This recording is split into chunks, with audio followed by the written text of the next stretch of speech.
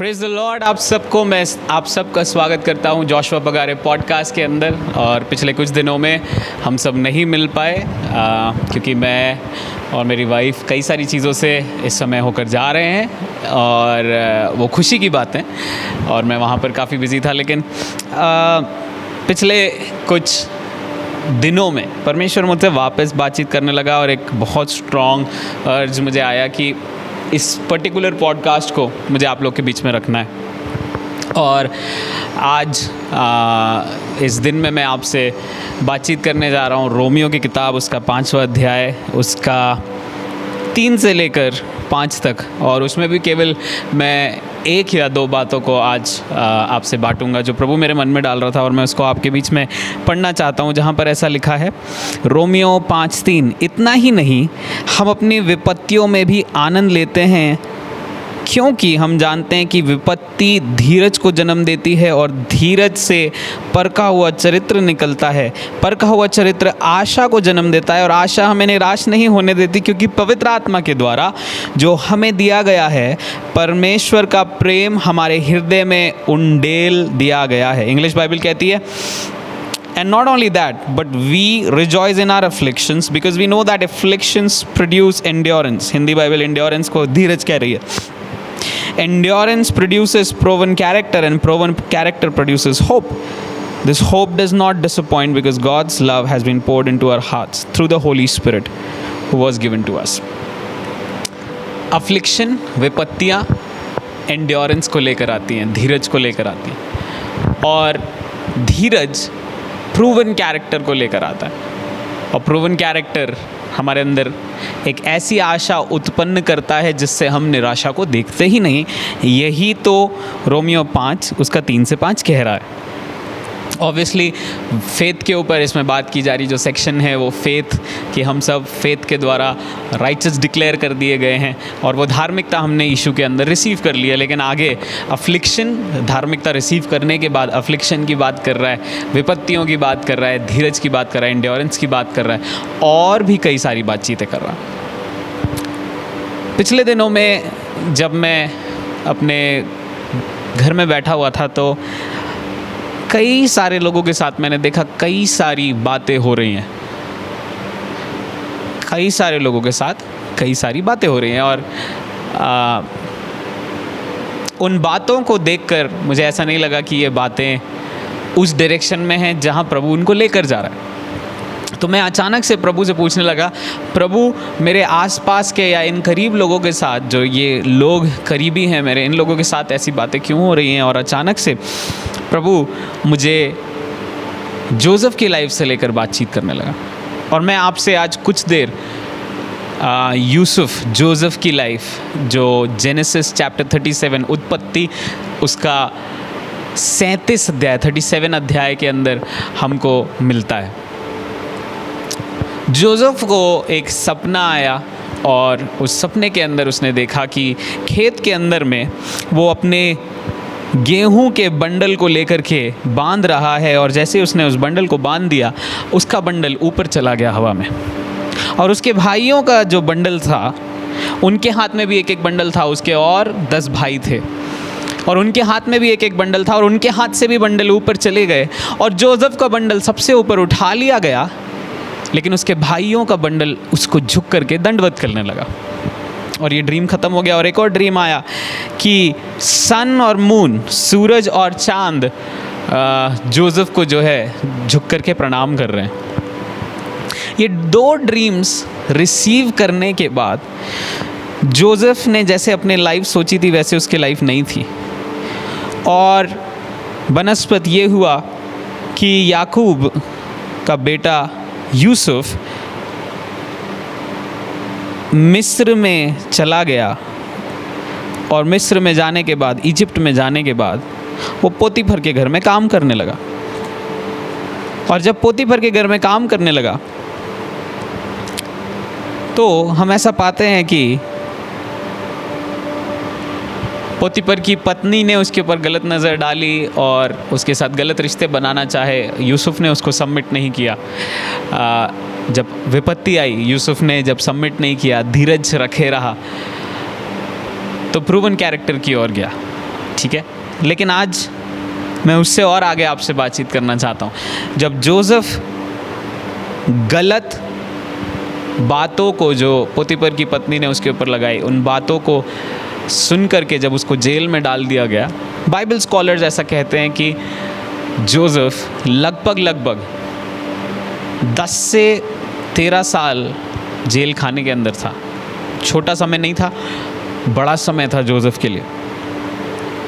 और एक वचन मुझे भजन संहिता 105 उसका 19 में से याद आता है, जो मैं आप लोगों के लिए पढ़ना चाहता हूँ। और अगर आप अपनी बाइबल को लेकर बैठे हैं तो आप भी इस वचन को पढ़ सकते हैं। यहाँ पर 105 के 19 में मेरी बाइबल ऐसा कहती है, Until the time his prediction came true, the word of the Lord tested him. परमेश्वर के वचन ने यूसुफ को परखा। मैं फिर से ये बात बोलूँगा, 19 में लिखा है, परमेश्वर के वचन ने यूसुफ को परखा। जब उसको सपना आया, वो परमेश्वर की ओर से एक वचन मिलने के समान था। और वही वचन जब यूसुफ लेकर अपने जीवन में चलने लगा, जोसेफ जब लेकर चलने लगा, उस वचन ने जोसेफ को परखना शुरू कर दिया। उस वचन ने जोसेफ को परखना शुरू कर दिया। और जब मेरे प्रियो टेस्टिंग होती है, देखिए प्रभु टेम्पटेशंस लेकर नहीं आता है। याकूब की किताब बहुत क्लियरली बोलती है कि परमेश्वर हमको टेम्प्ट नहीं करता है, पर परमेश्वर का वचन हमारे जीवन में टेस्ट लेकर आता है। And that's true. जब कोई प्रॉमिस परमेश्वर की हमें मिल जाती है, जब वो वचन मुझे प्राप्त हो जाता है, एक फेज़ आता है जहाँ पर लोग या दुनिया या कई बार इवन मेरे विरोध में हो जाते हैं। तब क्या मैं वचन को पकड़ के रखूँगा?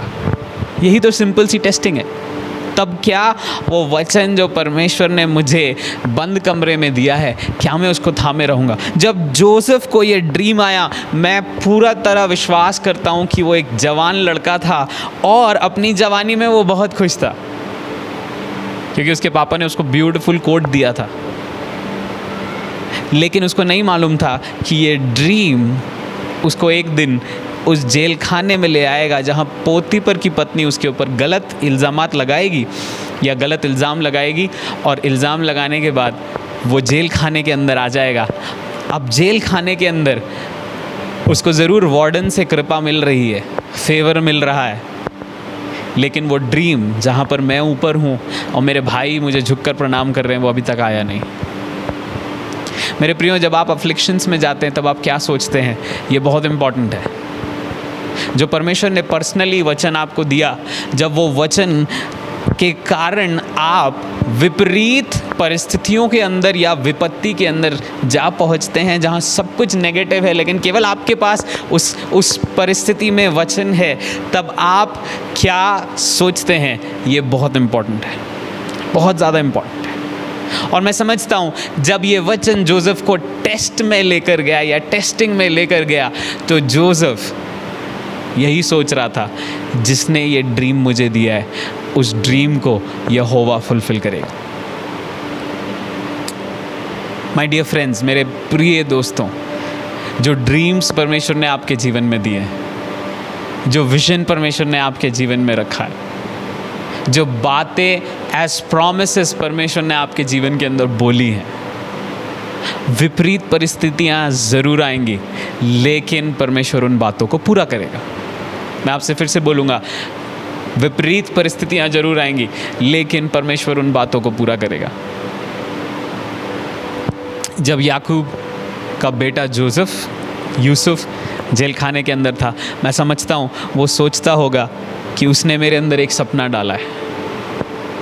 वो सपना ये है कि मेरा बंडल ऊपर उठ कर गया और मेरे बंडल को, मेरे भाइयों के बंडल जो है, गेहूं के बंडल, वो प्रणाम कर रहे हैं।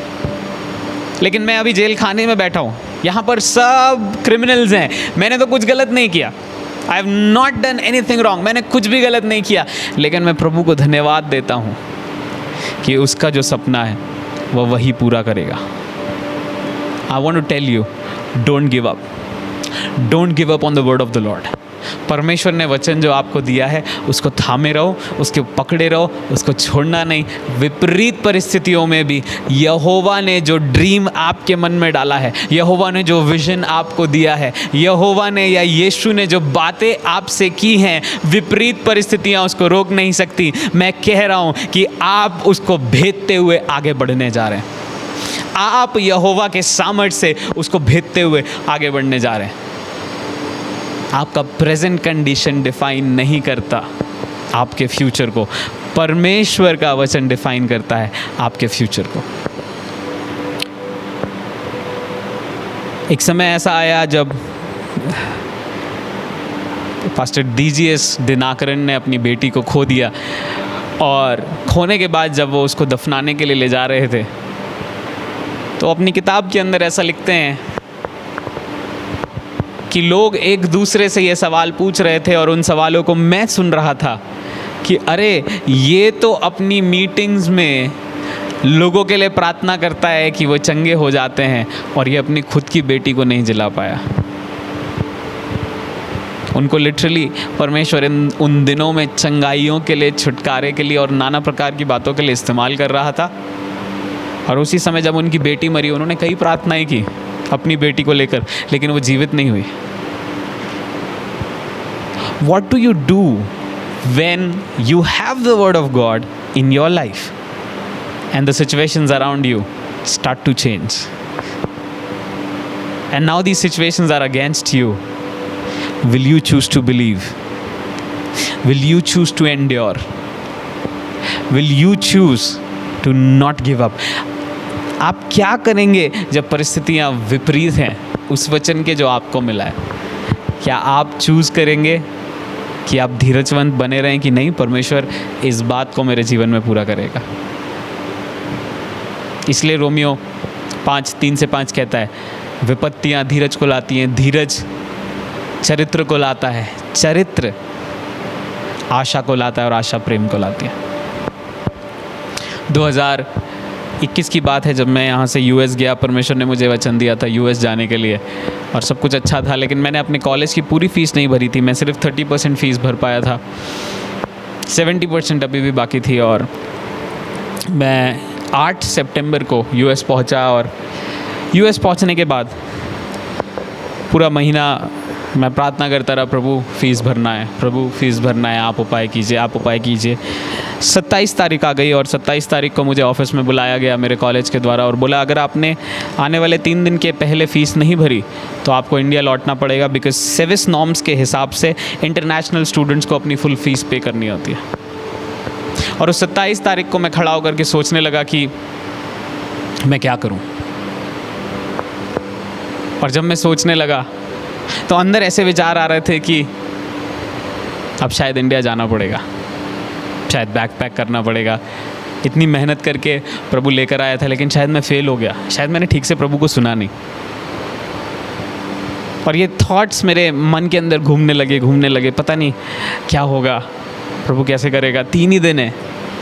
और उस दिन मैं अपने घर शाम में गया, और शाम में घर जाने के बाद मैंने प्रार्थना की कि प्रभु आप क्या चाहते हो। और अचानक से मेरे अंदर एक सवाल आया। वही सवाल यह था, जो परमेश्वर तुझे इंडिया से यूएस लेकर आया, क्या वो परमेश्वर अब तेरे लिए उपाय ना करेगा? और लिटरली मेरे दोस्तों मैं टूट गया और मैं रोने लगा। मैंने कहा प्रभु मुझे माफ़ करिए डाउट करने के लिए, लेकिन आप ही तो मुझे लेकर आए थे, और आप ही तो मुझे आगे लेकर जाएंगे। और प्रार्थना करने लगा, प्रभु अब आप बताइए आप कैसे उपाय करने जा रहे हैं। और परमेश्वर मुझे एक्सोडस की किताब से बातचीत करने लगा, 16वें अध्याय से, जहाँ पर लिखा है कि दिन को वो सुबह उठते थे तो उनको मन्ना खाने को मिलता था, और शाम को चिड़ियाएँ आकर गिरती थी और वो चिड़ियाओं से अपना भोजन करते थे। क्वेल्स आकर गिरती थी।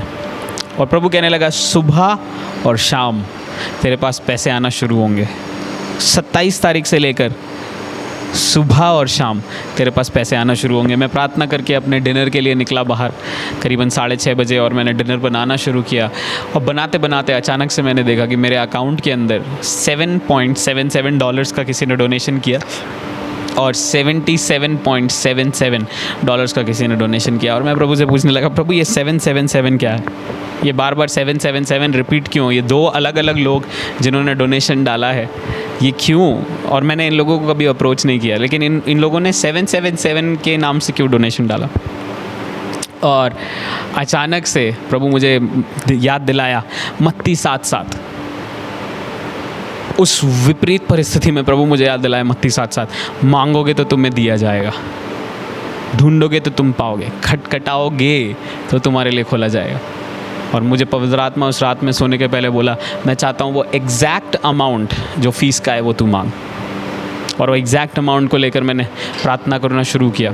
और जैसे ही मैंने प्रार्थना करना शुरू किया, अगले दिन सुबह जब मैं उठा, किसी ने $2,500 का पेमेंट डाला। उसी शाम को किसी ने और पेमेंट डाला, और तीसरे दिन यानी कि 30 तारीख को कुछ $871 का पेमेंट बाकी था। और जब मैं सोकर उठा, मैं अपने प्रार्थना के कक्ष में गया। जब मैं 10 बजे कॉलेज के लिए निकल रहा था बाहर, एक मैसेज मेरे पास आता है, इट इज़ फिनिश्ड। 871 पॉइंट जो भी पैसा था वो पूरी तरह पे कर दिया गया। और 30 तारीख को मुझे मेरा बैज मिला, मेरी किताबें मिली, और मैं बहुत आनंदित था। मेरे प्रियो, परमेश्वर का वचन जो आपके पास आया है वो कई बार आपको टेस्ट करेगा। वो कई बार आपको ऐसी परिस्थितियों में ले जाएगा जहां आपने खुद को नहीं सोचा है, लेकिन उन परिस्थितियों में परमेश्वर आपके अंदर धीरज का काम उत्पन्न करेगा। और जब धीरज बढ़ेगा तो आप चरित्र में बढ़ते जाएंगे। चरित्र आशा को लेकर आएगा, और आशा आपको सदैव निराशा से निकाल करके परमेश्वर के प्रेम में, सिद्धता में लेकर चलती जाएगी, जो आत्मा के द्वारा हमारे जीवन में आता है। यूसुफ के जीवन में भी यही हुआ। यूसुफ एक दिन ड्रीम इंटरप्रेट किया और वो राजा के घर में पहुंच गया। मेरे लिए परमेश्वर ने फीस का उपाय किया। जब DGS दिनाकरन लाखों बार प्रार्थना करते गए बेटी को गाड़ने के बावजूद, 60th डे पर परमेश्वर उनको स्वर्ग लेकर गया और स्वर्ग में उनकी बेटी को उनको दिखाया, और उनके आंसू और रोना उस दिन से शांत हो गया।